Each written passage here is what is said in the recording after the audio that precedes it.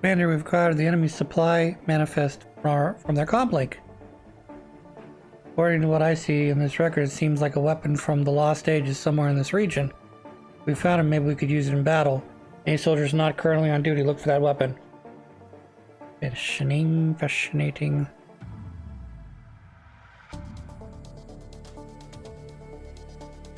Metal.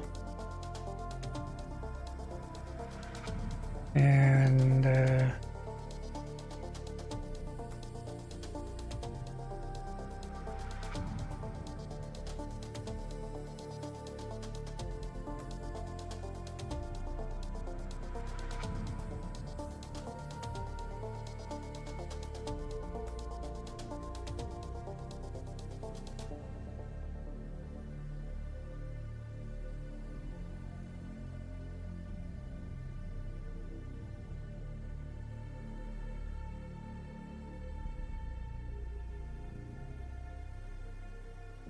ha ha ha, ha ha, eat a dick, ha ha. You thought you were smart, ha ha, but you are not, ha ha. Believe it or not, that's not a racism. That sounds like a, you know, a very badly dubbed, Speed Racer episode. But it's actually from a series of YouTube videos that I've been or shorts that I've been watching about. There's this guy who basically makes fun of fast food restaurants, pretends to be them, and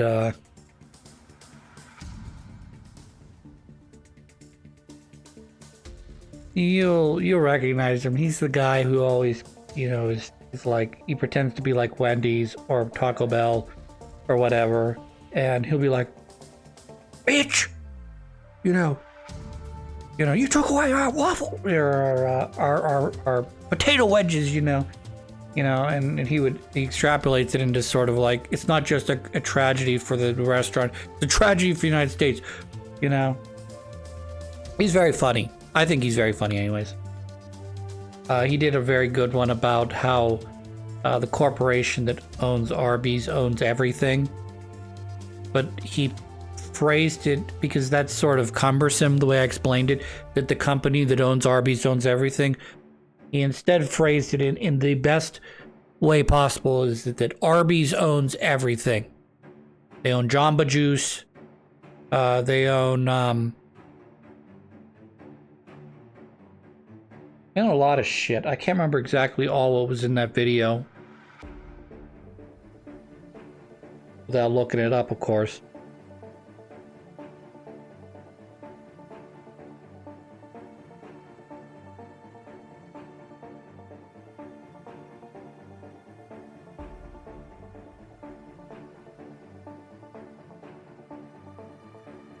So they own Subway and Hardee's / Carl Jr. / Sonic / Buffalo Wild Wings / Dunkin' / Jimmy John / Moe's, Auntie Anne's, Jamba Juice, which is now called Jamba Carnival.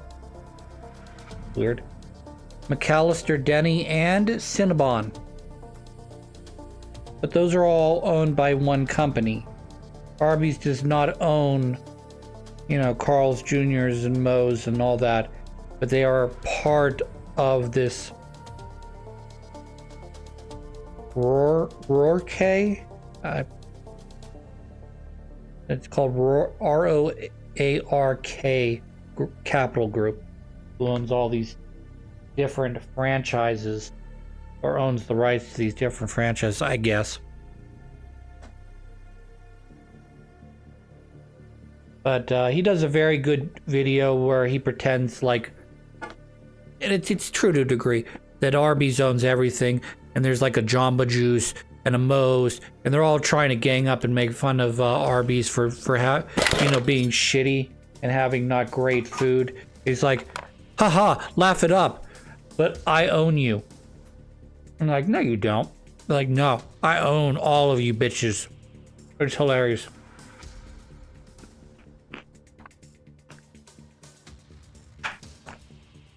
So, here's a Here's a suggestion for everyone, okay? Just a side note. Based on what I'm chewing on. Okay.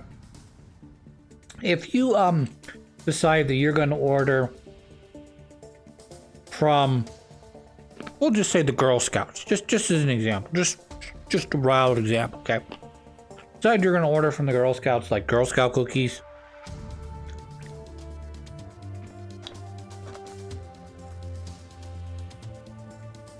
It's good to eat the cookies or whatever you order from, we'll say the Girl Scouts. When you first get it, you think, I'll save it for later. Well, later becomes like 9 months later, and you're eating chocolate-covered pretzels, and you can tell the pretzel itself is stale. I'm like, these aren't as good as I thought they'd be because the pretzel's so stale. And then you go, I wonder who's to blame. Except you know who's to blame because you're the only person in your fucking house. So you're the only one to blame. Then I have a choice. Chocolate's still good. Pretzels are stale. Do we eat the pretzels, the chocolate-covered pretzels, or you throw them in garbage? I think you can guess what I've chosen as my option of... Well, there's a couple options. There's more than 2 options, but they basically sum down to, do you eat the pretzels? Do you not eat the pretzels? You know? I understand there's layers there. Because I originally thought to myself, well, I'll just take these into work and have them eat them because they're a bunch of gluttons. They'll eat whatever. But again, that comes back to, I'm not going to eat the pretzels. You see what I mean? Or I tough them out, as I'm doing right now, and just say, well, I'm going to eat them because I spent money on them.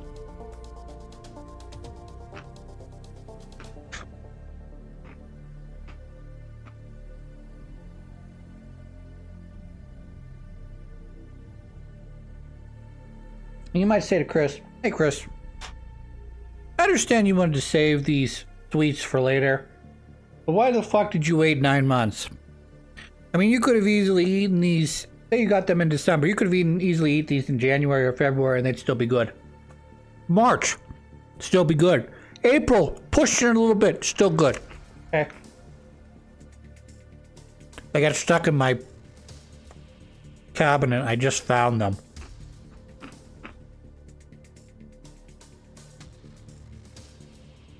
Why? Because I'm an idiot.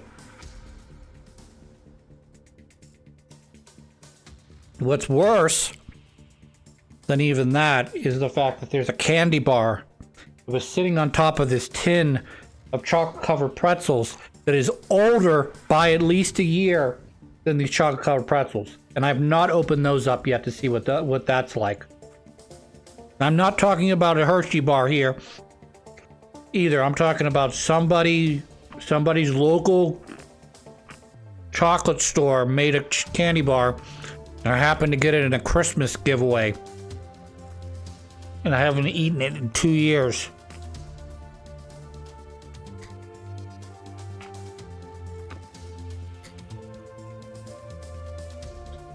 Here's another great example, okay? When my sister and now brother-in-law got engaged, okay? They got engaged 2 years before their wedding. I still have the chocolate-covered turtle they brought me back from Harry Potter World. I haven't finished yet. I've eaten about 2/3 of it. Why haven't I finished it? Well, because it's pure, it's straight chocolate. It's not like it's a hollow, turtle that I've just eaten the shell of the chocolate. No, it's a solid piece of chocolate that's molded into the... I try not to eat that much chocolate. Not because I can't, or I have to follow a diet, or I'm diabetic, or whatever. But I'm just like, I'm going to save this. I'm going to have a little bit today, I'm going to have a little bit tomorrow. Except a little bit today means I'm going to have it like it's one flipper arm. And then I'm not going to eat any more for 6 months because I forgot that it's on my countertop. How could you do that? gets buried. Or does it get buried? You know, it just does.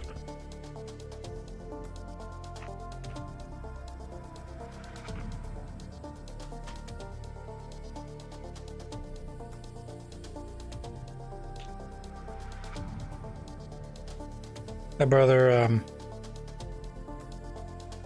he's having one of those moments right now where I want to tell him to, like, you need to go to bed and you need to, like, have a nice, long, hard sleep and wake up tomorrow because you're worried about a bunch of shit you can't control.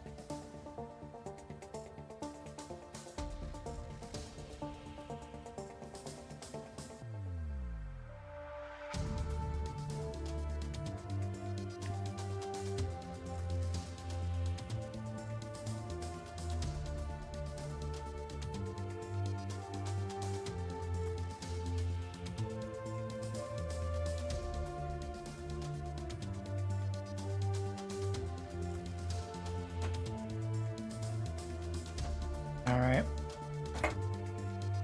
Quick reminder in case you're for some reason tuning into this episode with having not watched my previous 2 episodes. I made a boo-boo and it didn't record any of my music / audio coming from the game. You probably noticed that when I blow something up, it doesn't go boom. I've discovered Norris Striker was supposedly used in the Great War many years ago. Well done, does it work? Well, not sure. The startup sequence is under encrypted lockdown. We can't activate it. So start securing the vehicle first. We'll make sure those coordinates match our data. After mission, we won't. We'll work on breaking the encryption. Yes, sir. So, I'm actually using copyright-free music to put in the background here that at least somewhat fits the theme.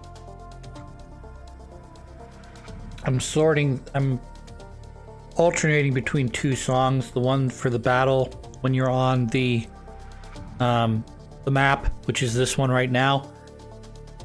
And then for the cutscenes, where the characters are all talking to each other, I switch back to a different song that's a little different, but also has the military or battle type vibe.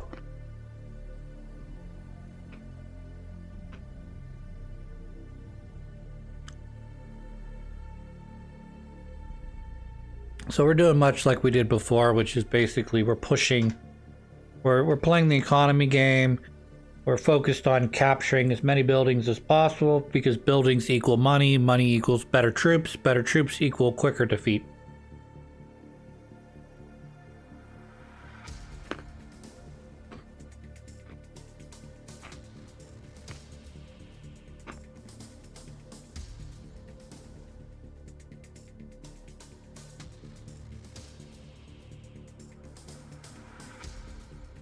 It's very odd.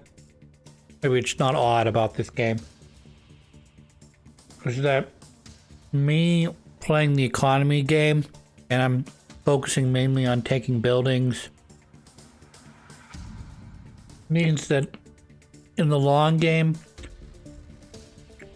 I overwhelm the enemy.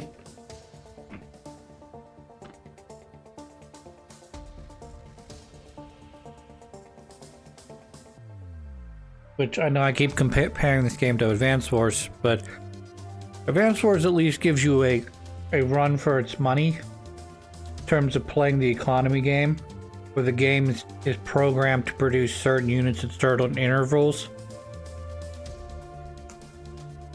And one of the most important things that Advance Wars does really well, but I'm not really sure this game does poorly, but it doesn't do as well for many reasons. One of which is, the fact that I'm not sure the economy is quite balanced in this game in terms of how much resources do you get? How much does each thing cost? How easy is it to knock that thing off the board? If I'm able to create a bomber, probably the most expensive thing I've come across so far in this game, and the bomber cost me, I don't know, what was it, 15,000 or something? That's a lot of money. Don't get me wrong, that's a lot of money. But it is doable.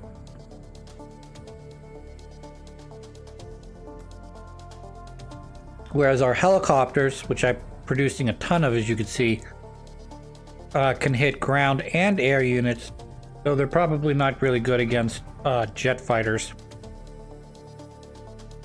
And they're not affected by terrain, which is always a big positive.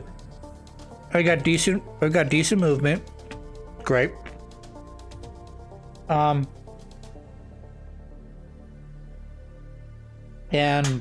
very good attack. So, and I think they're cheap overall. Whereas Advance Wars helicopter units, battlecopters are they're still cheap, but they're very much glass cannons. They aren't very defensive. Whereas your bomber is more squishy than a helicopter is, but it also costs a lot more money, and the hard counter of a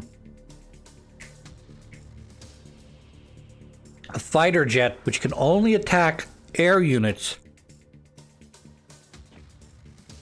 is how they balance out the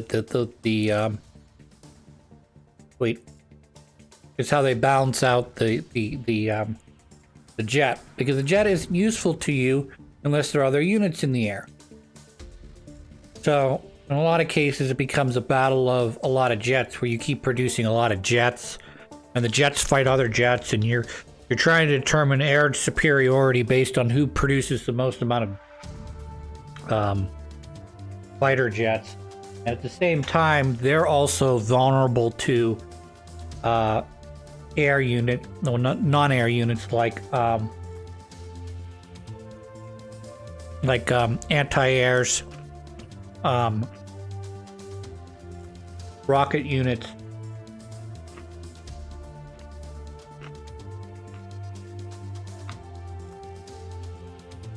That's why balance is so hard in games. It's the thing I talk about the most when we talk about Advance Wars games.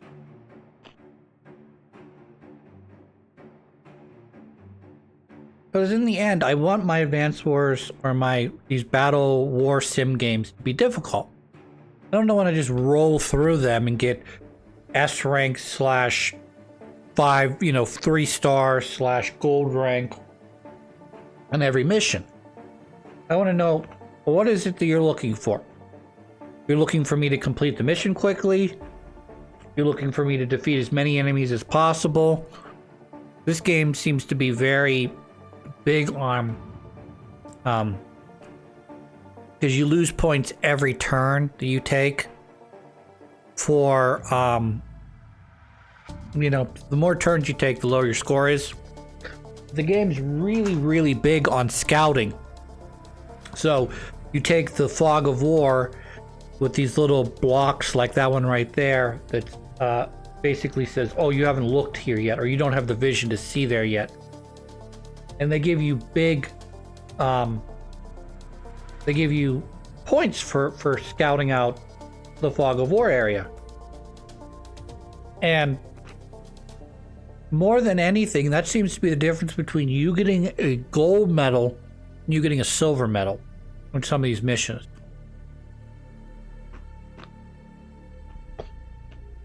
Even though if we count the blocks here to the south, which I'm going to try to get, there's nothing there.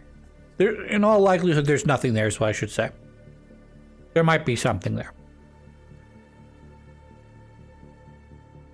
But it'd be very weird for them to hide something in like a single block, you know? But who knows? Shit can be anywhere. So you see, I've examined this whole top east area.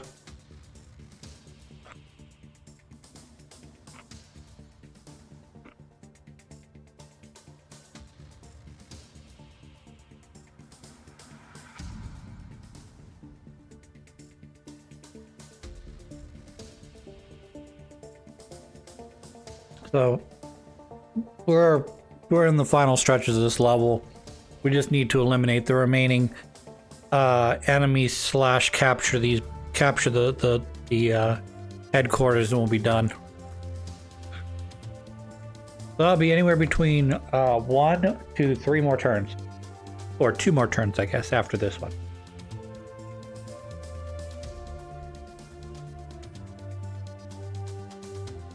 Focus.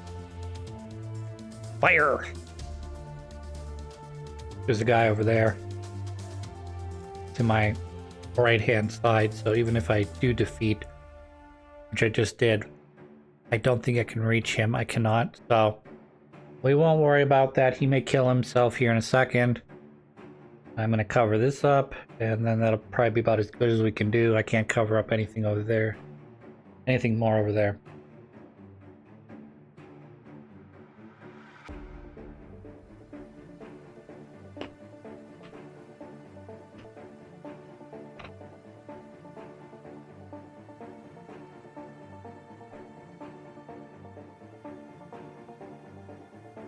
There's nothing down here. We already got the last one, which is right where that helicopter was. Which is an excellent place to hide something, let me say.